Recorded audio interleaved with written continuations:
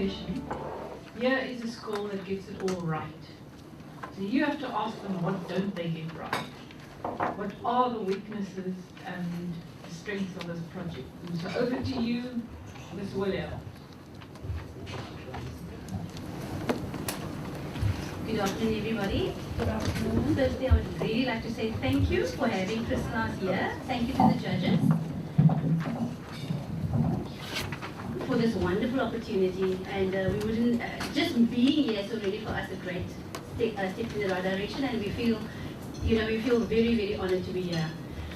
Yes, Crystal is a wonderful charitable organization that's basically registered as an NPO, non-profit organization. We are also registered as an independent school, and we've been in existence in Cape Town for the past 9 years. The model of Crystal House around the world is 12 years old.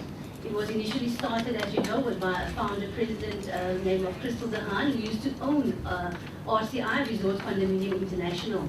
Just a little bit of background on that, but Crystal House itself, and she basically, as she made her money around the world, she basically decided to focus on bringing a change to the world through education. All right, she noticed a lot of poverty, and she really decided to use education as a driving force to eradicate poverty, and through that, basically transform the lives destined for poverty to lives of self-sufficiency, and basically making sure that the children and their families could have a chance in life through education. Then we started the model in 9 years ago in Cape Town. We basically started from grade 1 to grade 6 at the time, and every year we grew a grade.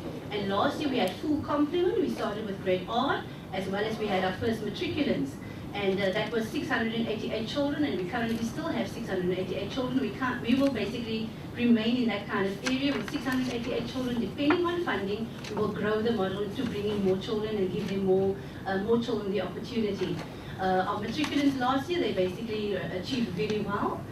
Given the circumstances in education, you're quite right. Our kids basically stay at school from 8 o'clock to 5 o'clock, which is also a little bit extra and additional to what other schools have. We basically provide the children with a full scholarship, and it's children coming from very impoverished communities. It's children that would not have had a chance if they had to go to a more normal mainstream school. So we bring in the wonderful children. We basically take them from grade R to matric, and we don't let go of them at matric level. We basically work with them through tertiary education. We find a bursary, we find the institution, and we'll take them on. And once they actually qualify, which we only have our first year students this year, our 30 children that pass, which is the 97%.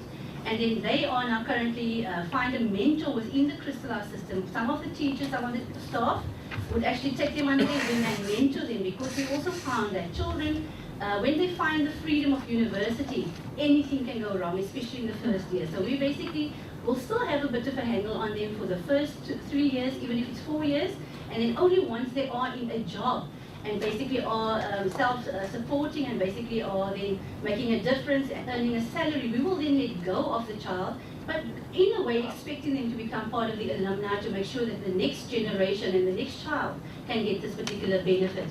Now, if that child's, our beneficiary, if their children come to Crystal House, then the model failed.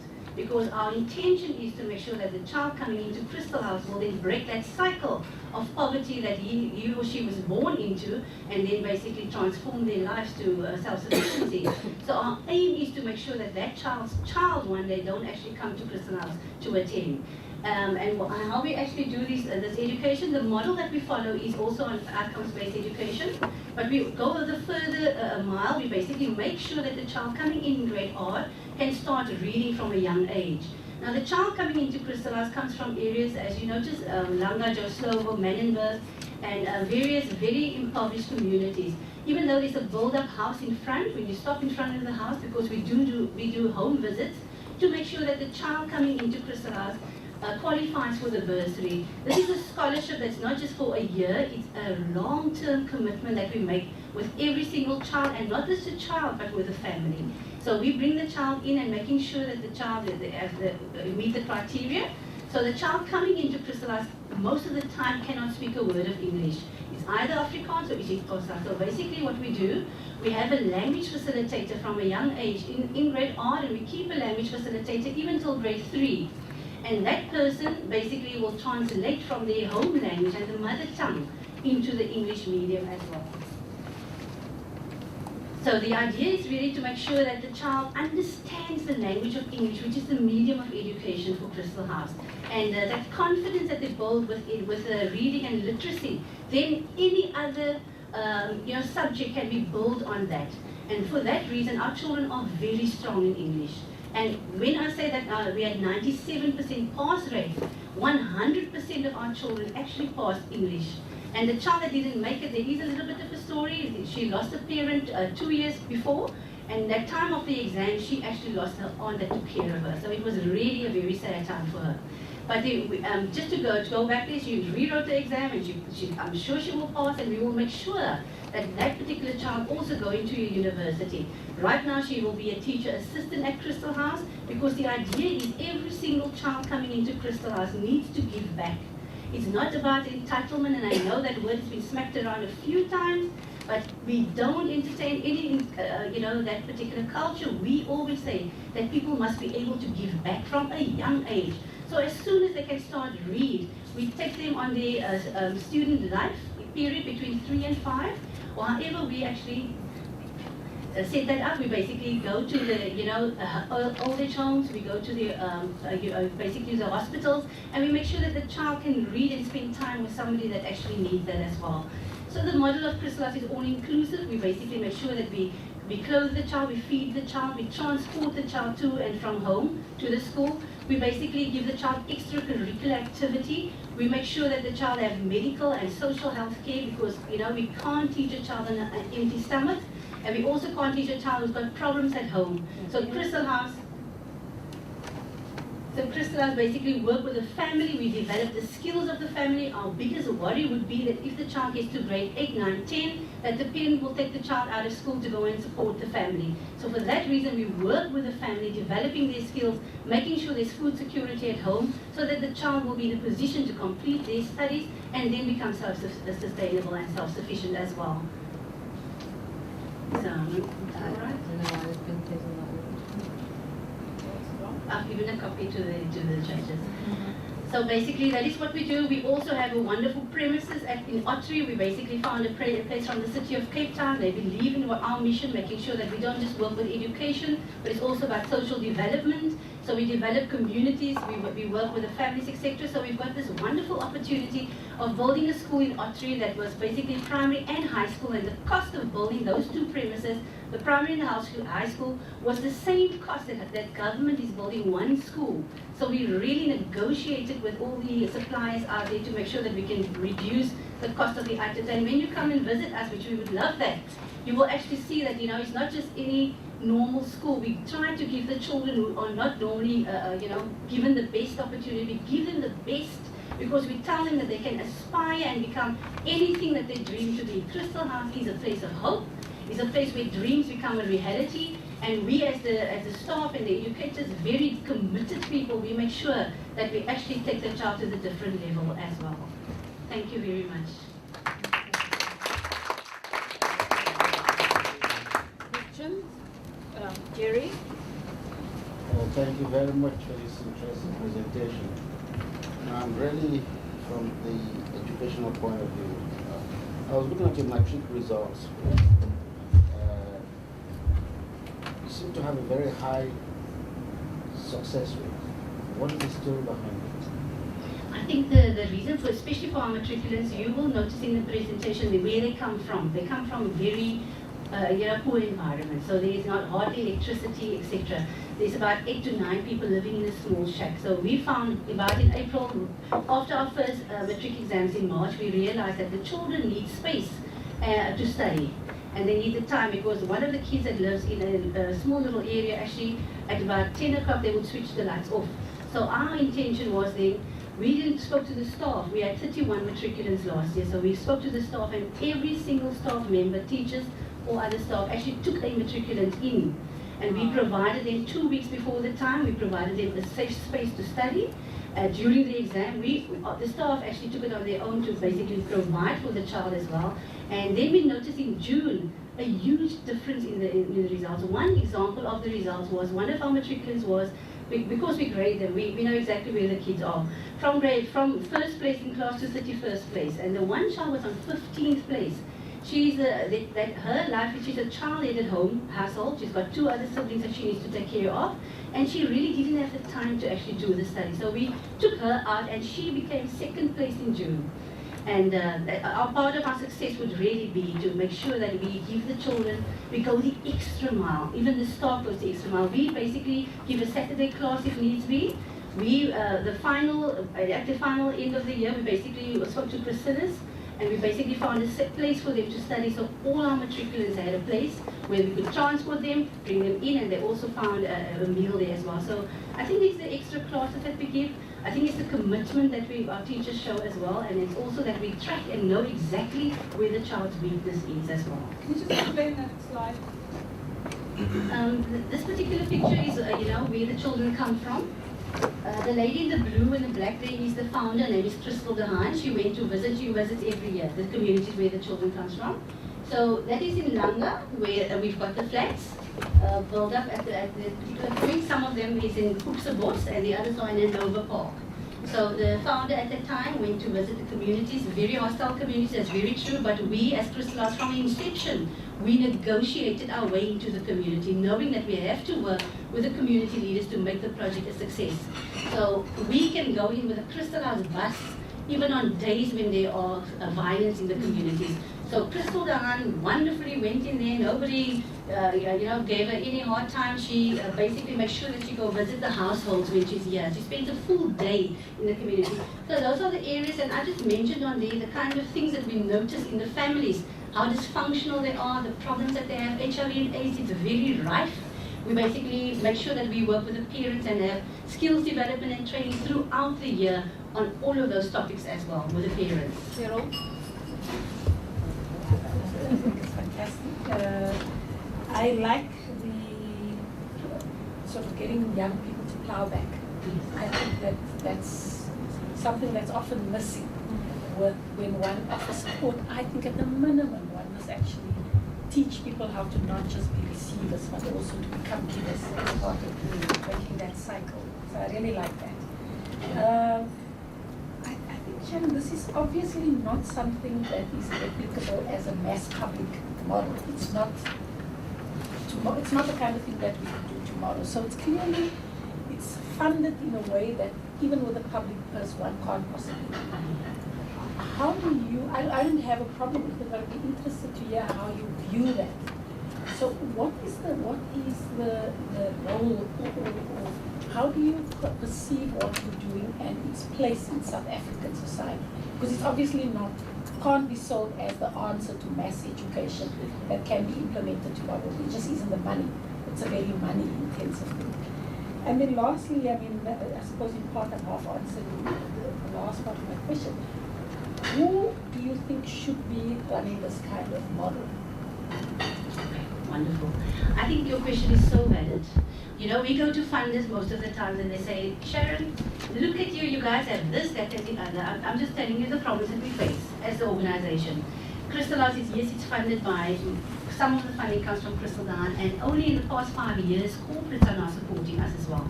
So the Crystal House model is very funding organized and funding based. It's a very costly model. I'm not going to lie to you about that. You will see it on our financials as well.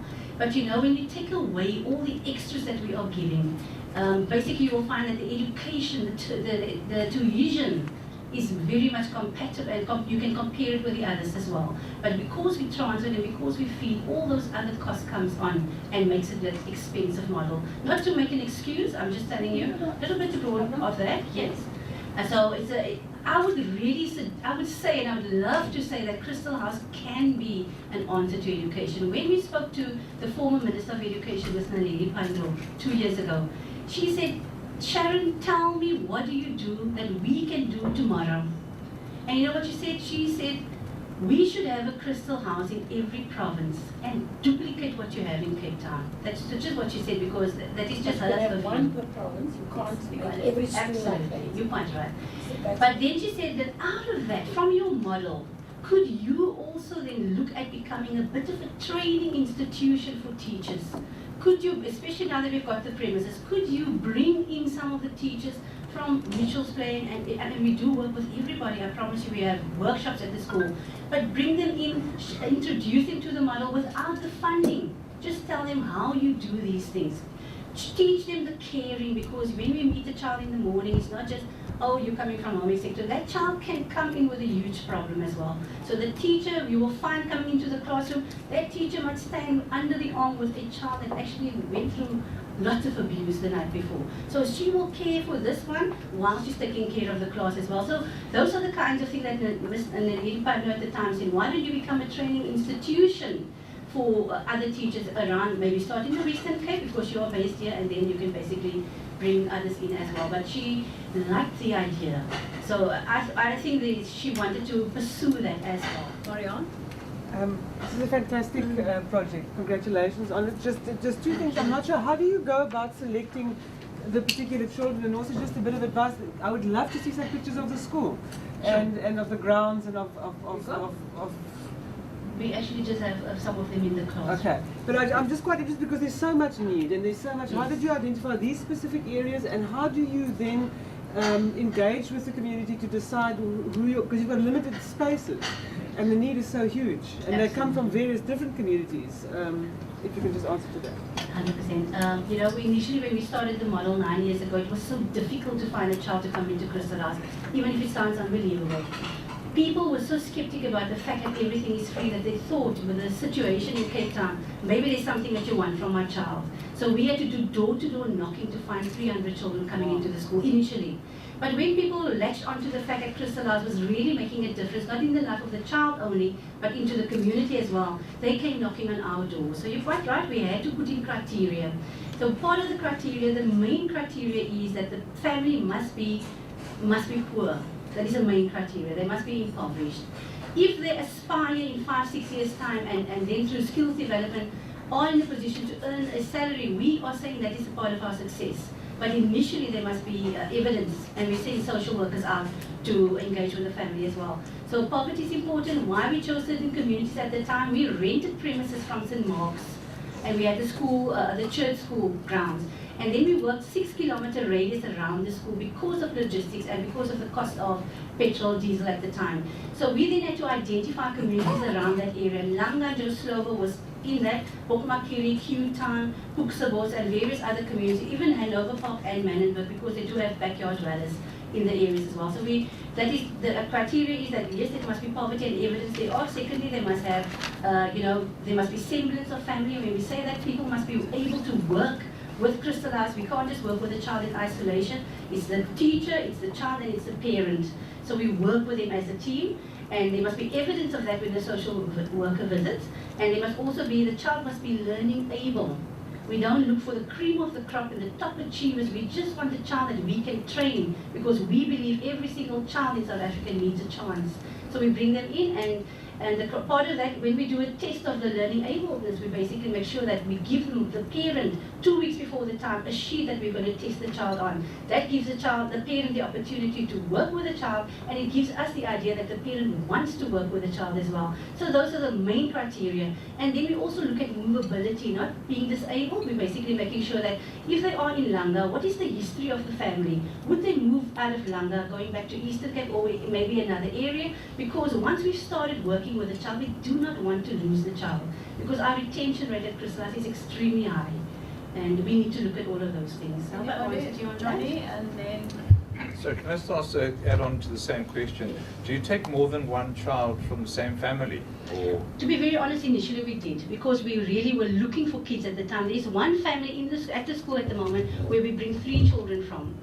But we need to spread that, because Crystallized has a snowball effect. We don't do that any longer. We've got a snowball effect. If we work with one child, that child then goes home with the school books and various items. We work with the parents, we work with the siblings, so the family gets the benefit of Crystallized. And how well we can spread that ensures that we actually, basically work with more families at a time.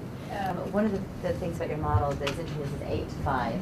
The hours. Yes. And that's been proven in other places to really work for children who are disadvantaged, whose parents aren't able to be there for them or in the afternoon or live in dangerous environments.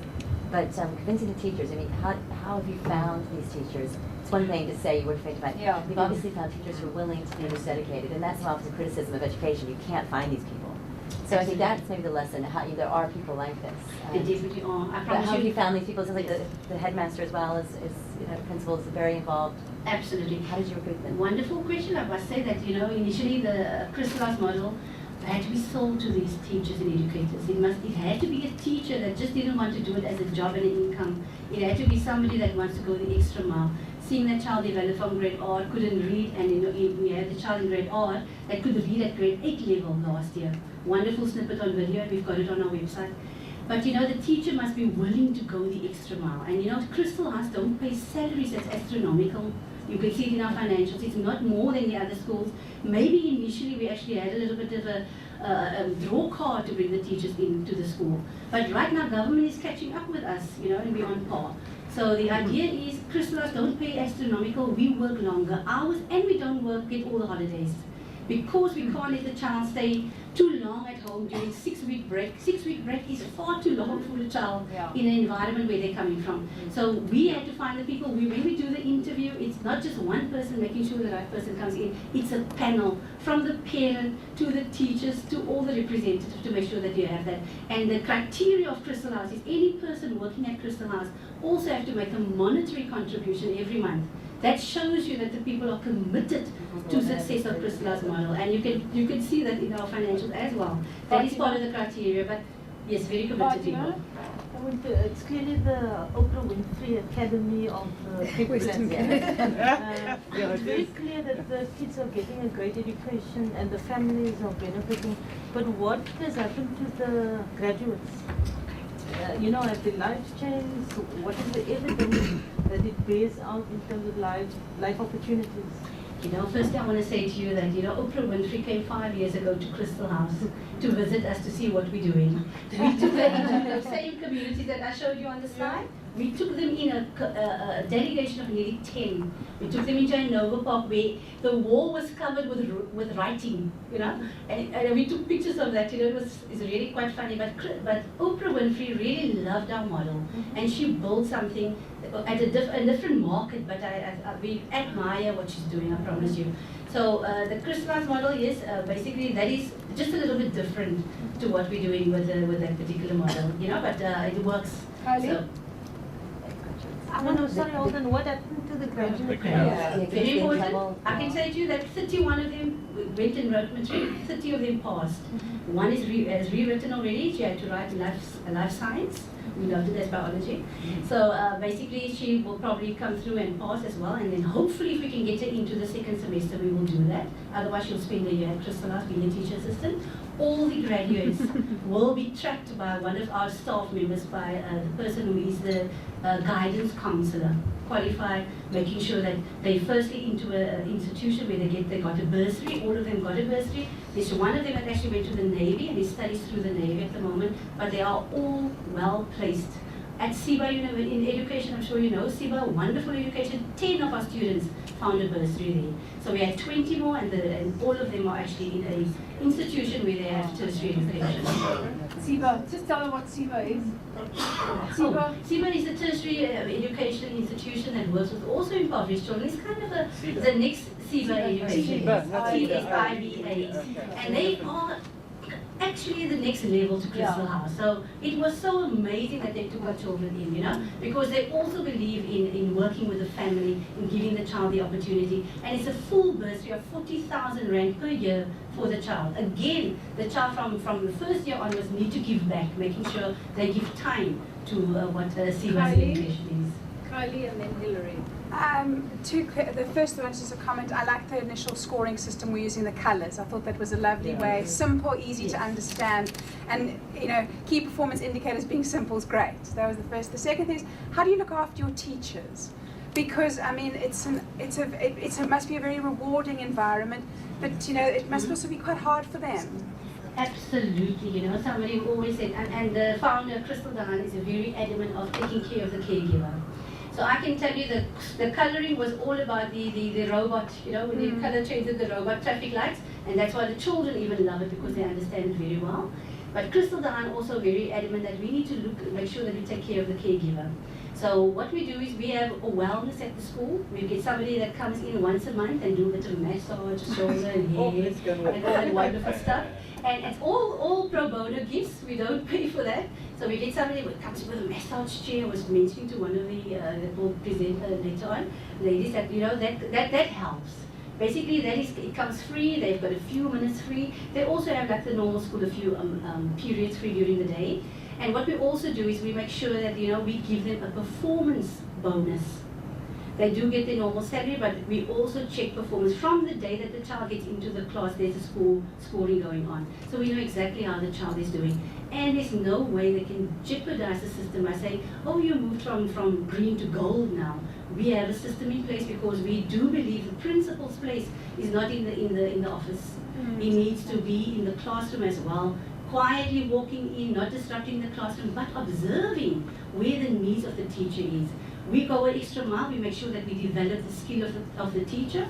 They come into the school. The criteria is they need to be a graduate, and we basically make sure that we develop their skills as the need in the country also develops as well. And we basically also make sure that we work very closely with them. If we find there's a lack in some area, we are the first to say to you, we do something for you because we work as a team. So development from a management point of view is ongoing with the teacher as well. And they love that because they have actual documentation of their development within Crystal. Hillary? 2 questions, but hopefully short answers, especially the first. I would have thought by now you would have thousands of people banging on your door to apply for the children to come in. And if you're going to keep your numbers down to 600 and whatever, how in the future do you foresee doing your selection from these thousands that I'm sure are going to be applying? The second thing is I was really pleased to see that you're beginning to work with the parents, so the child does not exist in a vacuum.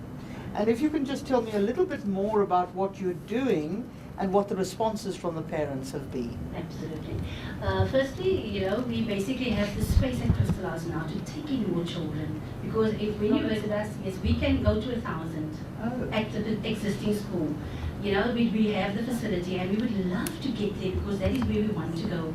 And knocking on the door, you're quite right. We at least have 600 applications for grade R, and we can only take in 60.